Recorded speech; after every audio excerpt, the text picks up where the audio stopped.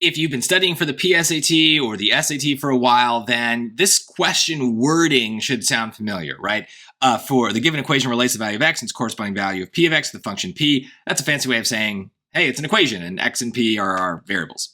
What is the minimum value of the function p? That is a very common thing. There are sometimes ways to get that using just the equation. Some of you might be able to do that here. But my instinct for situations like that is to go to Desmos, because then I don't have to second guess. I can tell, right, if I think about this a little wrong, if I think that if I lose a negative, let's say, I'm going to get the wrong answer, right? Is it negative 57, positive 57? You know, like that could really matter. So I'm going to go to Desmos, but let's see what happens, right? So if I do this just by the book, right, I'm going to do it exactly as written. So that's P of X plus 57 is equal to x squared. So it doesn't like that. And there are other cases where we'll enter things like p of x and we'll have no problem. So there are things that, like, there are other situations where you might have done something very similar and had no problem. So what's the deal here? Well, the problem is it really, if we're going to use function notation, we really need it to be as written as a function where the p of x is by itself.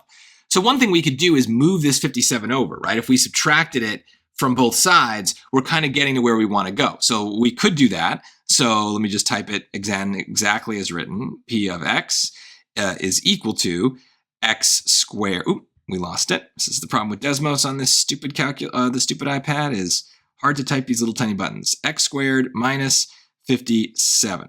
Now we get our parabola. We can see it. We can zoom and we can find that minimum. It's right there and it's negative 57. So there's my answer. But just to give you an alternative, remember, function notation is still x's and y's, right? We're still graphing things in the xy plane. So we have the x, that's usually still written as x, and y is kind of just what the p of x or f of x represents. Sometimes they literally say that. So another change we could have made is, instead of rearranging it, I think if we just type y plus 57 equals x squared, yeah, look, we get it. Right now it's in blue. So we get something. And actually, notice the first one became real now. Now they know how to do it because we gave them the p of x in line 2. So the problem was it was looking for a p of x for us to add 57 to when I just typed it in as written in line 1 and only line 1. And so it didn't have a p of x. So it was like, well, we don't know what to do with this. But then when I typed line 2 after rearranging it's like, oh, that's the p of x. It's the same thing, but that's kind of how Desmos is thinking. So it's fixing the error in 1. But I don't care about that.